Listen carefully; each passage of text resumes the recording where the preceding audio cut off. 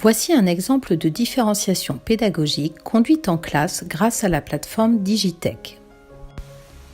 L'activité est menée en classe de 4e en géographie sur le thème de l'urbanisation du monde. La plateforme Digitech a été développée par Belin dans le cadre du plan numérique pour l'éducation.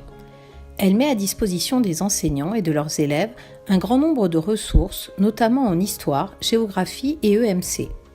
Pour y accéder, il suffit de s'inscrire gratuitement sur le site avec son adresse académique.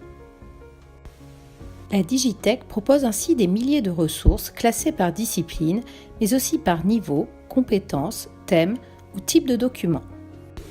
Chaque enseignant peut créer une séance de travail sur mesure pour ses élèves. Pour cela, il suffit de sélectionner des ressources de la Digitech qu'on peut éventuellement modifier. Mais on peut aussi créer ses propres ressources sous forme d'exercices tels que des QCM, des textes à trous ou autres, en utilisant ces documents, images, fichiers son, vidéos, etc.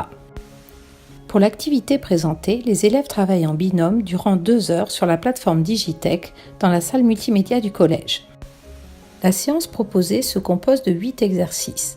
4 exercices ont été créés par l'enseignant à partir de documents extraits du manuel Nathan. Les 4 autres exercices sont des ressources de la Digitech modifiées par l'enseignant. Le premier exercice va permettre aux élèves de prendre connaissance de l'organisation urbaine de la ville d'Istanbul, puis de compléter un croquis et sa légende sur l'organisation spatiale de la ville. L'exercice se compose de questions à choix unique ou à choix multiples posées à partir de différents documents, textes, cartes, graphiques, etc.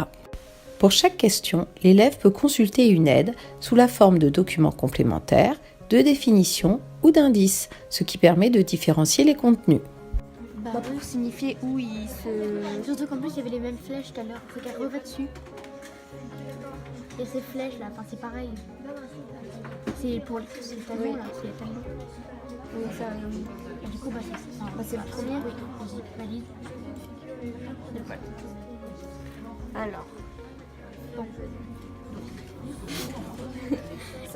Les 3 exercices suivants vont permettre à l'élève d'étudier des documents portant sur l'urbanisation du monde afin de montrer les contrastes à l'échelle de la planète, mais aussi les grandes transformations des paysages urbains.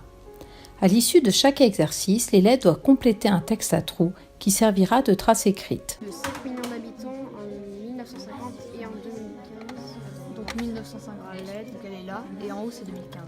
Et leur couleur. Alors, on va zoomer, il y a couleur bleue, couleur rouge. Alors, métropole et très forte. Oui, mais ça nous intéresse pas, c'est la taille des rôles. Ah oui, donc plus c'est gros, plus il y a d'habitants. Là, le gros 20 millions, le moyen 15 à 20 millions. Et le tout petit, 10 millions.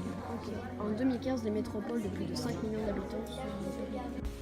L'enseignant intervient pour expliciter les questions, aider les élèves à naviguer sur la plateforme Digitech ou encore permettre aux binômes d'avancer dans les exercices en leur suggérant d'utiliser les documents et l'aide proposés. Les échanges au sein de chaque binôme ainsi que les interventions de l'enseignant permettent de différencier par les relations interpersonnelles. Les quartiers populaires se développent en périphérie. Donc, quartiers populaires. Alors, essaie de voir où sont situés. Ouais. Et est-ce qu'ils sont en périphérie? Autour du centre? Qu'est-ce que c'est marqué dans la légende? Dans la légende, périphérie récente, quartier populaire.